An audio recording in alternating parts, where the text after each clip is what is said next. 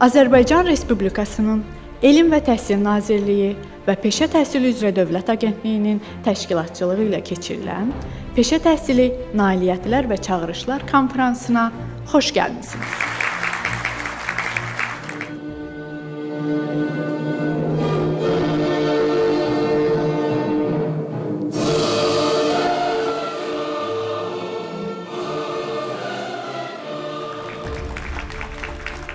Bugünkü tədbirin qayəsi məqsədə məhz hərəkətdir.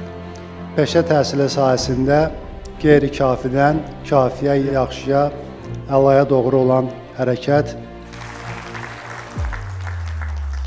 Əhatəliyin artırılması da əsas perspektiv istiqamətlərdən biridir. İllər ərzində formalaşmış stereotipdən fərqli artım olaraq inklüziv, gender əsaslı artımdır əhatəlilik.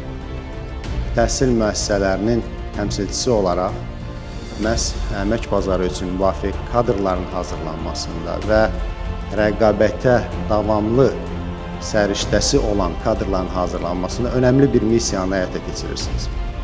Peşə təhsilindən marağın artırılmasıdır cəmiyyətdə. Hədəf olaraq bunu müəyyənləşdiririk.